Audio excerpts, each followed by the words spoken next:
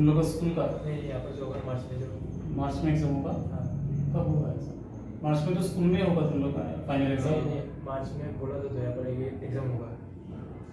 अच्छा वो मतलब एडमिशन जो माइंड ऐसा कुछ वो तो एमसीक्यू होगा। एमसीक्यू होगा और उसका लेवल थोड़ा 11 का ही होगा सिलेबस। 12 का नहीं होगा। नहीं और मतलब 11 का ही कितने मार्क्स होता है? वो सेपरेटली होता है। 20 marks physics, 20 marks chemistry, 20 marks bio, 20 marks maths, ऐसे 20 का होता है। एक इजी रहेगा, एक टफ रहेगा। 3 क्वेश्चन आएगा। मतलब फिजिक्स का 3 क्वेश्चन रहेगा, केमिस्ट्री का 3 क्वेश्चन और बायो का 3 क्वेश्चन, ऐसा करके आएगा। बायो का बायो या मैथ्स। तो इजी, हार्ड, मॉडरेट इस लेवल का क्वेश्चन है। 20 क्वेश्चन होता है टोटल ना? 20।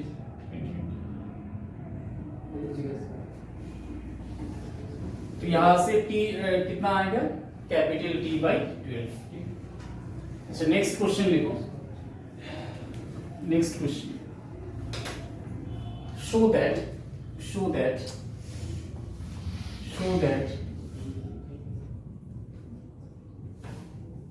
the following equation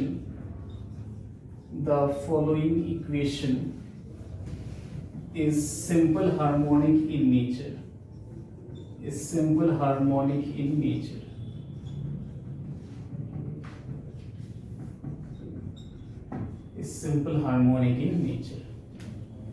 Show that the following equation is simple harmonic in nature.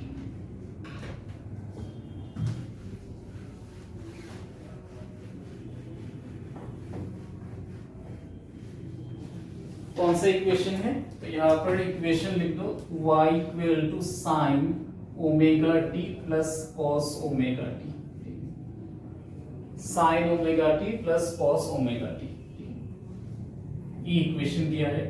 तो इसको दिखाना पड़ेगा कि that is the equation of simple harmonic motion. तो सिंपल हार्मोनिक इक्वेशन हम लोग लास्ट क्लास में क्या डिराइव किया था? x इक्वल टू क्या था? a sine of omega T plus delta. इस फॉर्मेट में आएगा सिंपल हार्मोनिक मोशन, राइट? ये हम लोग लास्ट क्लास में डिराइव किया था x equal to a sine omega T plus delta. तो ये कैसा फंक्शन है? This is a periodic function, sine theta cos theta. तो पीरियोडिक फंक्शन से हम लोग सिंपल हार्मोनिक कैसे बनाएंगे? How to find simple harmonic equation from the periodic function? कैसे हम लोग इस फॉर्मेट में इसको एक्सप्रेस करेंगे? मुझे ये वाला इक्वेशन को इस फॉर्मेट में लाना पड़ेगा। तो क्या तरीका है इसको लाने का? cos cosine का कॉम्पोनेंट। यहाँ पर क्या है? पहला पार्ट है कांस्टेंट और दूसरा पार्ट क्या है? Face angle part, right? तो इस इक्वेशन को हम लोग इसमें कैसे कन्वर्ट करेंगे? क्या करना पड़ेगा? हाँ, मतलब इसको क्या करना पड़ेगा? If we write like this, मैं √2 से मल्टीप्लाई करूंगा और √2 को डिवाइड भी कर सकते हैं।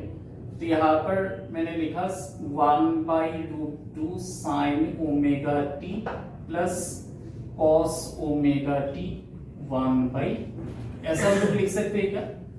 Is it possible?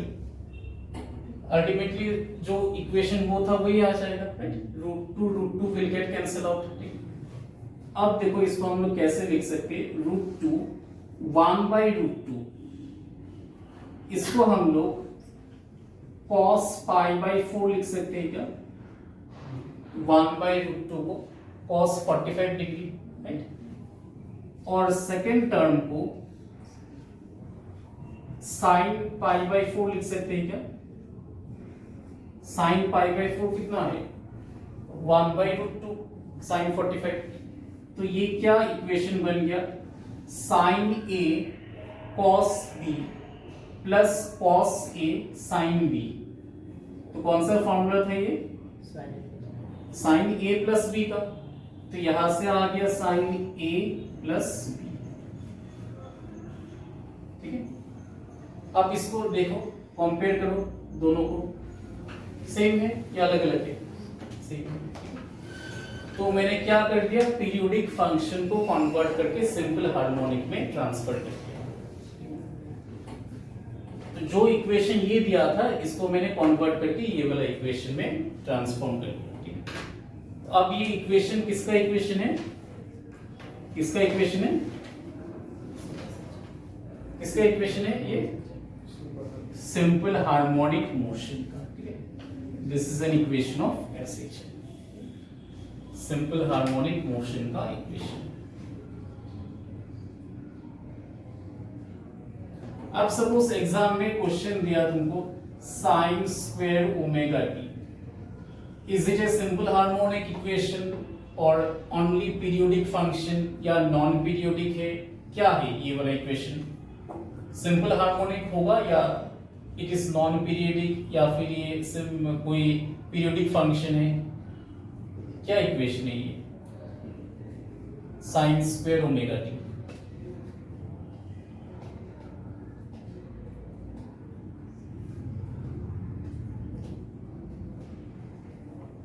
इसको क्या हम लोग इस फॉर्मेट में लेके जा सकते, कोई तरीका है ये वाला इक्वेशन को इस फॉर्मेट में लेके जाने का? तो हम लोग के पास मैथ्स में कुछ फॉर्मूला है, cos 2 theta is equal to 2 cos square theta minus 1 मिला है।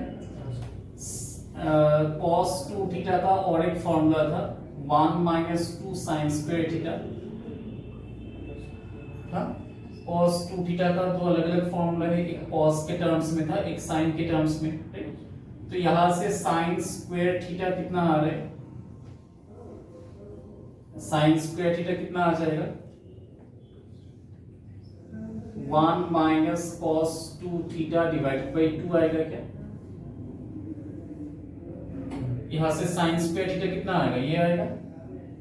इसको इस तरफ लेके जाओ, cos 2 थीटा को इस तरफ लेके जाओ, कितना आ गया 1 माइनस cos 2 थीटा। अब 2 जो बचा इसको डिवाइड कर लो तो ये मिलेगा। अब ये तो है ये वाला, बस थीटा चेंज कर दो, ओमेगा टी लिख दो, थीटा के जगह पर क्या है, थीटा के जगह पर क्या है ओमेगा टी। तो इसको हम लोग क्या लिखेंगे, this can be written like this, right? We can write 1 minus cos 2 omega t, ठीक है, डिवाइड बाई, ऐसे लिख सकते हैं हम लोग साइन स्क्वायर ओमेगा टी को we can write like this। लेकिन this is not a simple harmonic form, ये सिंपल हार्मोनिक इक्वेशन नहीं है। क्यों नहीं है, बिकॉज सिंपल हार्मोनिक मोशन में एक एम्पलीट्यूड पार्ट रहता है, एक कांस्टेंट पार्ट, लेकिन यहाँ पर वो वाला नहीं है। यहाँ पर तो डायरेक्ट ब्रैकेट में आ गया 1 माइनस cos 2 ओमेगा टी, उस फॉर्मेट में है क्या, नहीं है। So this is not a simple harmonic motion. ये क्या इक्वेशन है, this is a periodic function, ठीक है। ये क्या इक्वेशन है, it is a periodic function. तो इस तरीके का क्वेश्चन आता है एग्जाम में, ये एनसीईआरटी का क्वेश्चन है। एनसीईआरटी में ऐसा क्वेश्चन बहुत मिलेगा, right, sine square omega T cos omega T like this, so all are periodic function. लेकिन इतना तक इसको सॉल्व करके दिखाना पड़ेगा, इतना तक यू टू सॉल्व। तो इसका जो टाइम पीरियड आएगा, so time period will be 2 pi by omega, इस time period is given by 2 pi by omega. इस तरीके का जितना भी क्वेश्चन आएगा, sine omega T plus sine 2 omega T plus sine 3 omega t, या फिर कॉस के टर्म्स में, ऑल आर पीरियोडिक मोशन, ठीक है। ये सब किसका फॉर्मेट में है, periodic motion. This are all equation of periodic motion.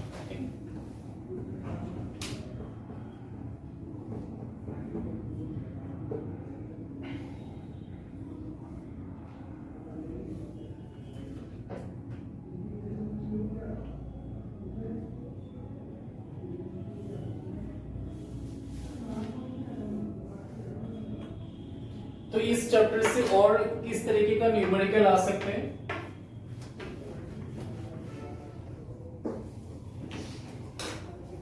Suppose next type का क्वेश्चन दिया y equal to 5.0 sine 100t minus pi by 4, ठीक है। ये कोई इक्वेशन दे दिया, ठीक है। अब यहां से पूछेगा कैलकुलेट करने दिया। नंबर 1 एम्पलीट्यूड, नंबर 2 दिया मैक्सिमम वेलोसिटी, नंबर 3 दिया टाइम पीरियड और नंबर 4 दिया फ्रीक्वेंसी। ये 4 चीजें निकालने दिया इस एक इक्वेशन से। ये किसका इक्वेशन है? एसेशन का, ठीक। This are equation of simple harmonic motion. अब यहां से मुझे एम्पलीट्यूड निकालना है, मैक्सिमम वेलोसिटी चाहिए और टाइम पीरियड एंड फ्रीक्वेंसी। तो क्या करना पड़ेगा? How to find the amplitude, maximum velocity, all this. Amplitude 5.0. हाँ, मतलब क्या करना पड़ेगा? Compare. Only you have to compare with the standard equation. जो स्टैंडर्ड इक्वेशन हम लोग डिराइव किया था उसके साथ कंपेयर कर दो। ये हो गया लिखना, ये वाला पार्ट।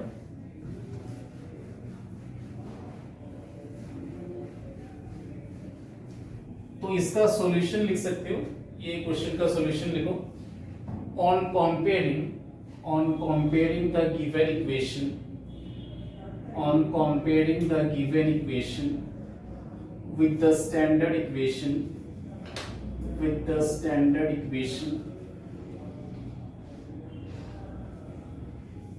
we have, तो स्टैंडर्ड इक्वेशन ये था a sin omega t plus delta.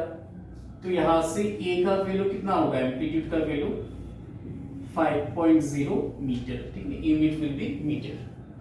Second क्या पूछा है? Maximum velocity. तो देख लो मैक्सिमम वेलोसिटी कितना था?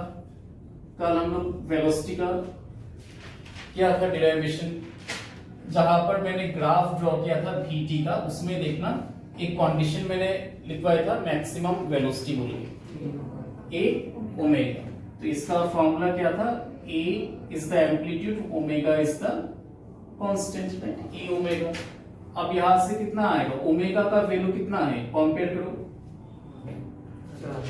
100, ओमेगा इज 100। तो यहां पर बिठा दो, तो v max कितना आ जाएगा? a is 5 into 100, so that is 500 meter per second.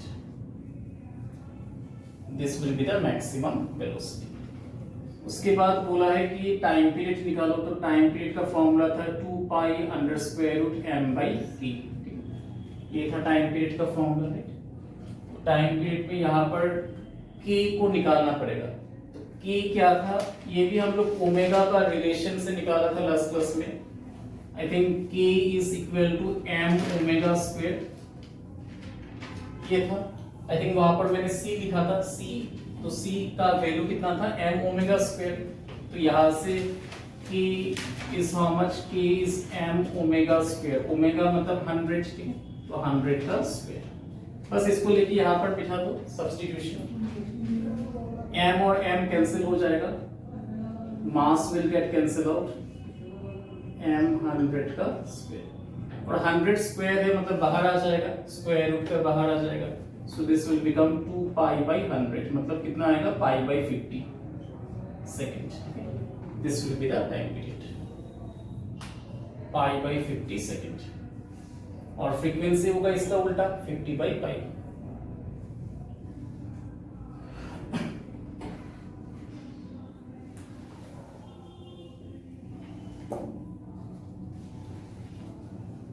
तो इस टाइप का क्वेश्चन आ सकते हैं ऑसिलेशन से मेनली न्यूमेरिकल आते हैं और थ्योरी आते हैं। थ्योरी में जो हम लोग लास्ट क्लास में डिराइव किया था एनर्जी का, काइनेटिक एनर्जी, पोटेंशियल एनर्जी, उसका graph, xt graph, vt graph, ये सब।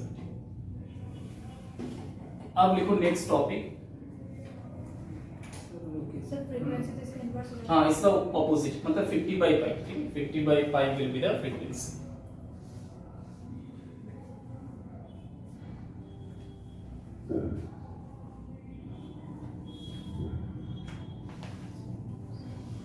नेक्स्ट टॉपिक लिखो, expression for time period of simple pendulum. Expression for time period of simple pendulum.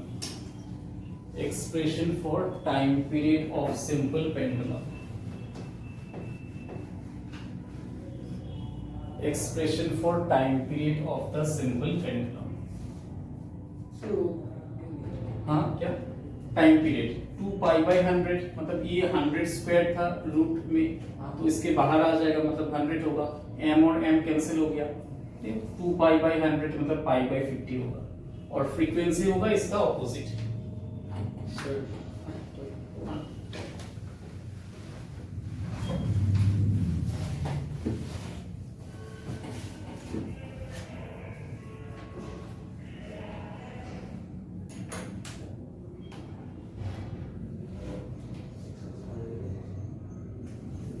Expression for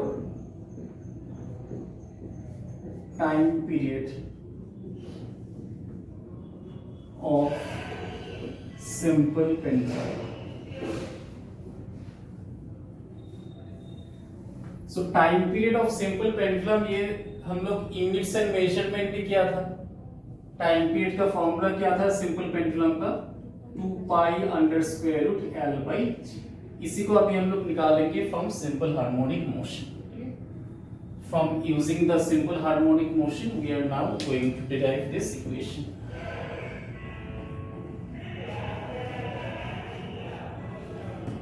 तो इसके लिए सिंपल पेंडुलम बना लो। ये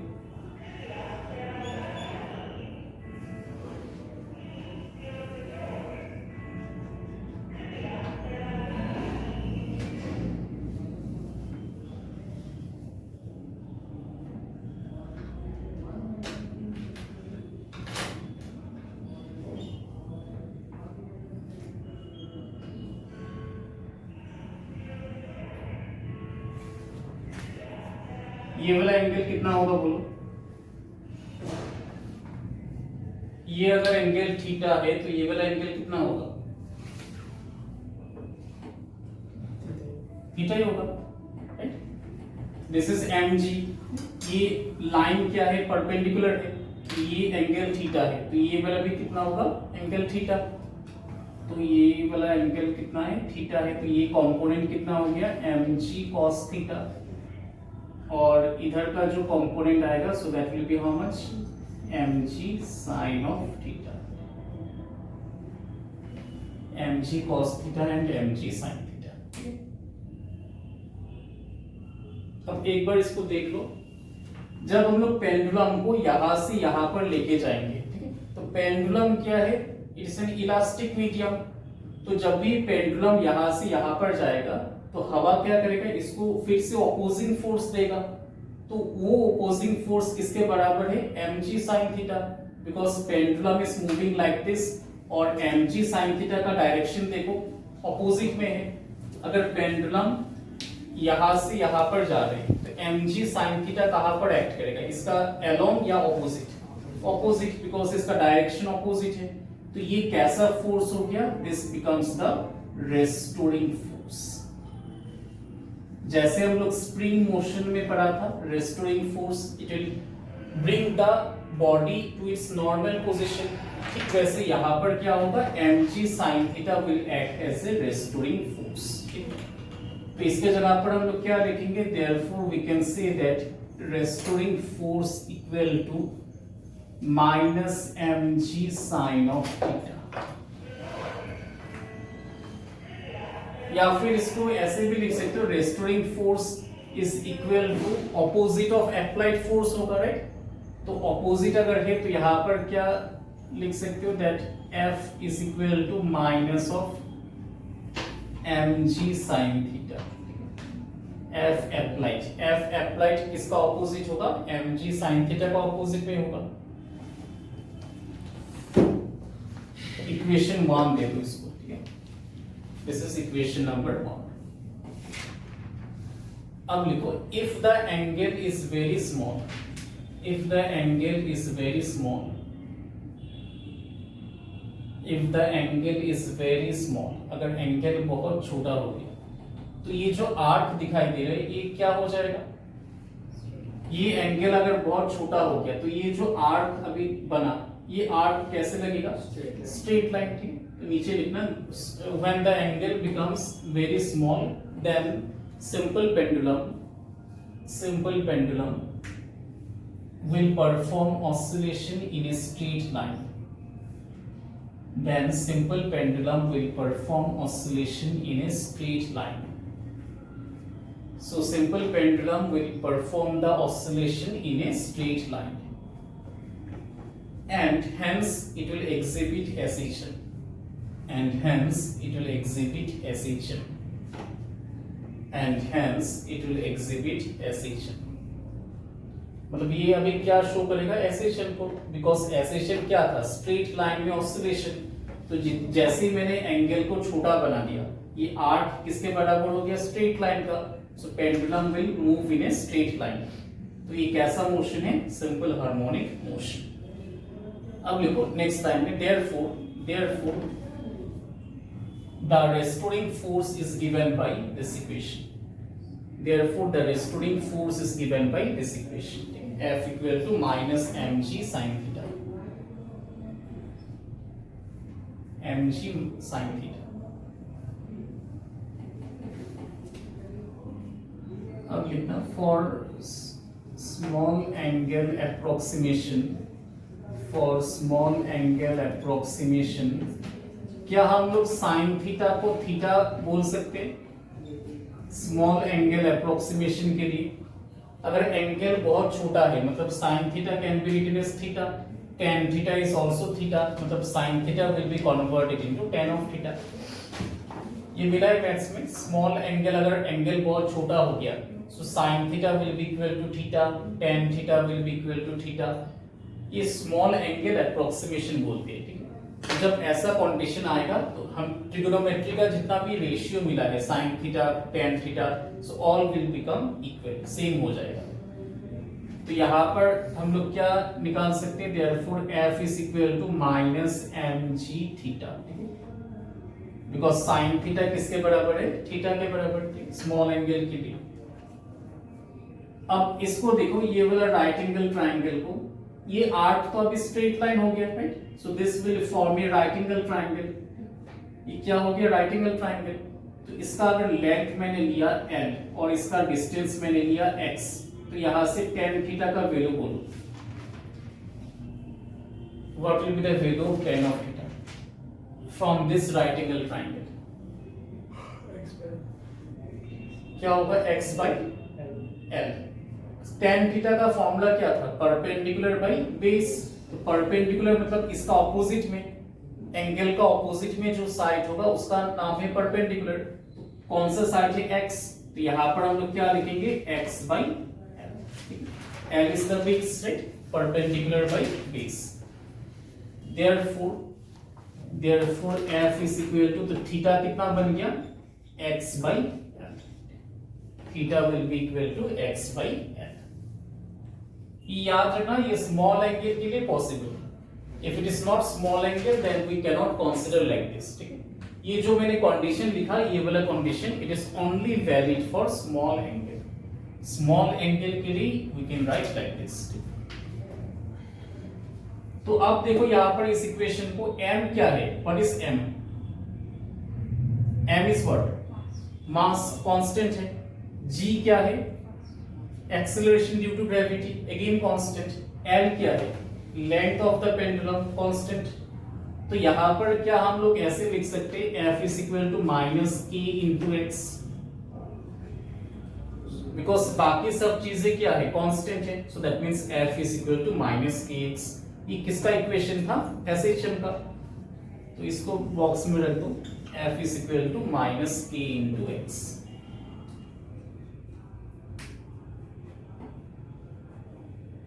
समझ में आ रहा है इतना तक?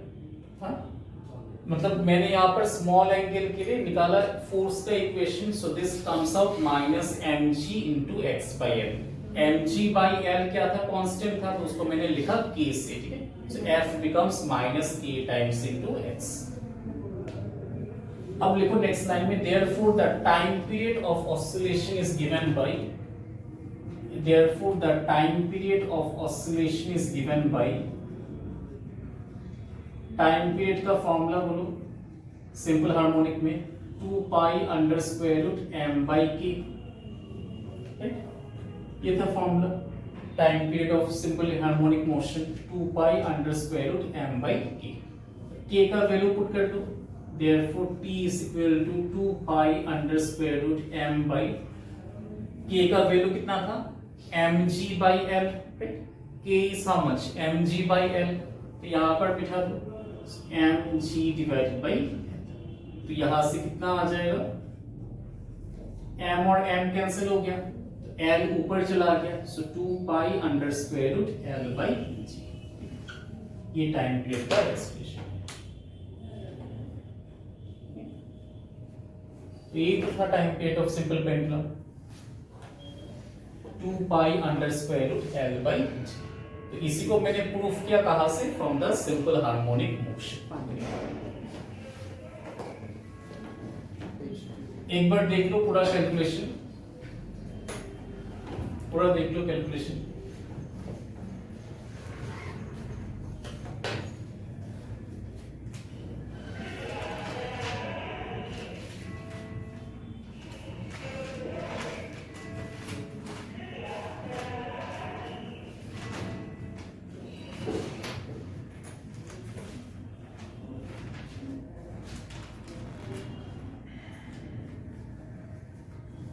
थ्री मार्क्स के लिए मोस्ट इंपॉर्टेंट क्वेश्चन है, ठीक है। Expression for time period of simple pendulum.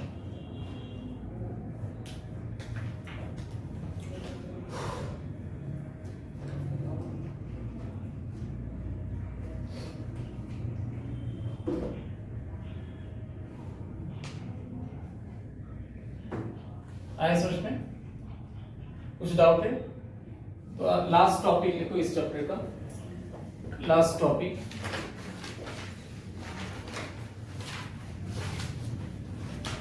free, damped and forced oscillation, free, damped and forced oscillation।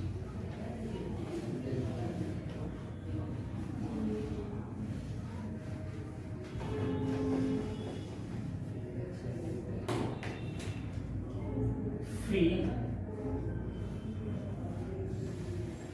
damped and forced oscillation।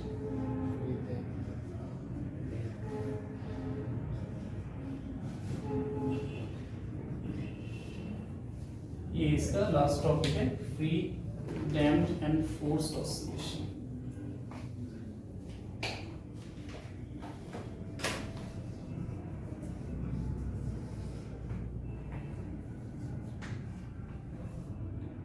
तो इसमें इसका मीनिंग आता है, इसमें कोई भी कैलकुलेशन नहीं है, डिराइवेशन नहीं है, इसका सिर्फ डेफिनेशन और इसका मीनिंग, ठीक है, ये इंपॉर्टेंट है।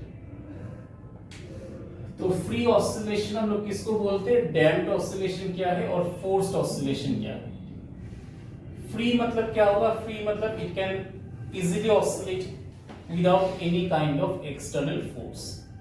फोर्स्ड ऑसिलेशन क्या होगा, मतलब इसको बार बार हम लोग ऑसिलेशन में लाएंगे बाय सर्टेन एक्सटर्नल फोर्स। और डैम्प्ड ऑसिलेशन में क्या होगा, after some time because of the air friction the body will come to rest.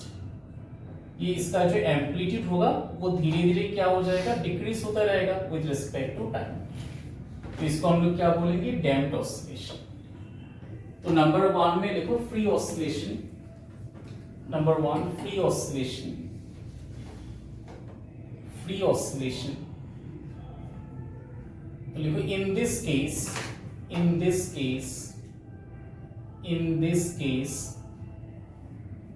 the body oscillates with its natural frequency। The body oscillates with its natural frequency। The body oscillates with its natural frequency। For example, when a simple pendulum is slightly stretched and released, slightly stretched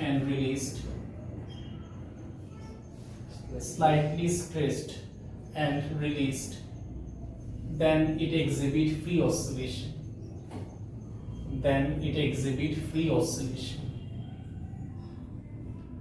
Then it exhibit free oscillation. तो free oscillation का मतलब क्या है? The body will only oscillate by its natural frequency. Body का खुद का एक natural frequency है, उसी के साथ the body will vibrate. तो फ्री ऑसिलेशन में क्या होगा? द सिंपल पेंडुलम, जैसे कि हम लोग सिंपल पेंडुलम को एक बार स्ट्रेच करके रिलीज कर देंगे, इसका वाइब्रेशन क्या होगा? It will oscillate to and fro about its mean position. Next लिखो number 2, damped oscillation. Damped oscillation. Damped oscillation. तो इसमें लिखना when a body is set into oscillation, SET, set into oscillation,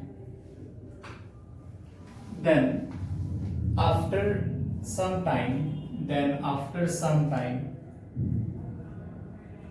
its amplitude dies out. Then after some time its amplitude dies out. Such type of oscillation is known as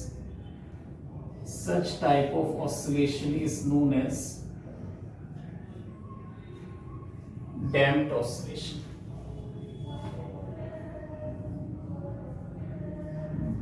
Due to the presence of dissipative forces.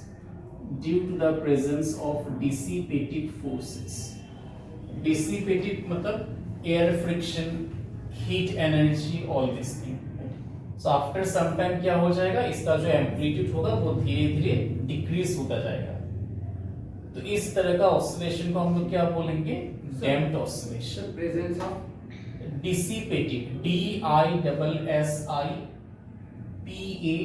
DISSIPATIVE, dissipative forces. Dissipative का मतलब क्या है? Air friction, heat energy, all this. इसका oscillation अगर हम लोग draw करेंगे तो इसका देखने में कैसा होगा? इसका ऑसिलेशन पहले तो एम्पलीट्यूड बहुत बढ़ जाएगा राइट स्टार्टिंग में, और धीरे धीरे क्या होता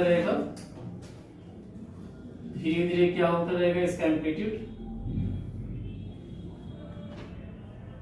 धीरे धीरे इसका एम्पलीट्यूड क्या होता जाएगा? कम होता जाएगा राइट. धीरे धीरे इसका एम्पलीट्यूड कम होता जाएगा राइट. तो इस तरह का ऑसिलेशन को हम लोग क्या बोलेंगे? Damped oscillation right.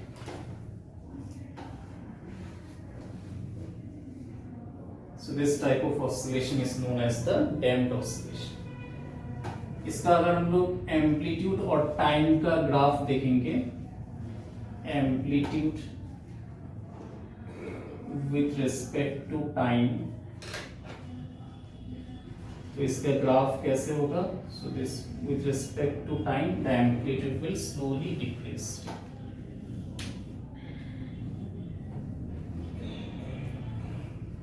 तो इसको बोला जाता है डैम्प्ड ऑसिलेशन. डैम्प्ड मतलब यहाँ पर because of the dissipative force the oscillation will die out.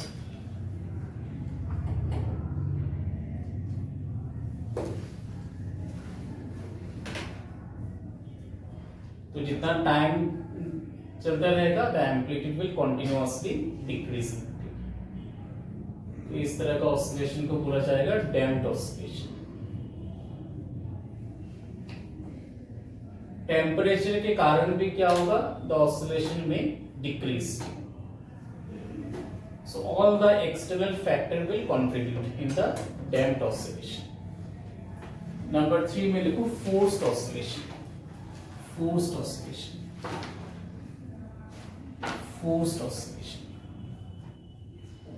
तो इसमें लिखना in this oscillation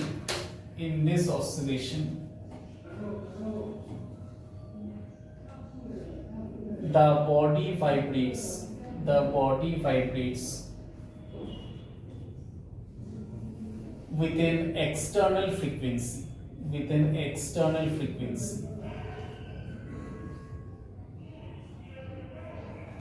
in addition to its own natural frequency,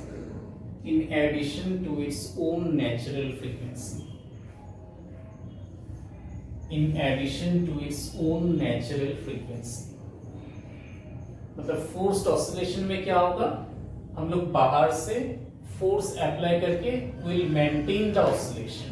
oscillation कभी डाई आउट हो ही नहीं सकते। जैसे ऑसिलेशन कम होता जाएगा then again will swing the object. तो यहाँ पर जो बाहर का फ्रीक्वेंसी वो तो होगा, उसके साथ नेचुरल फ्रीक्वेंसी भी होगा, तो उसके कारण क्या होगा, this will be sustained oscillation या फोर्स्ड ऑसिलेशन। तो ये तीन तरह का ऑसिलेशन है, free, damped and forced oscillation.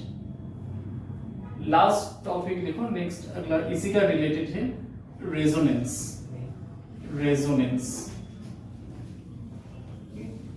इसी का रिलेटेड है, टाइप्स ऑफ ऑसिलेशन का resonance.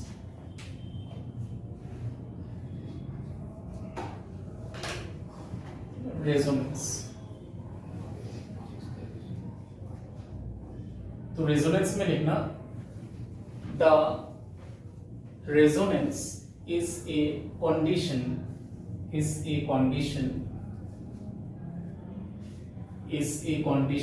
at which the applied frequency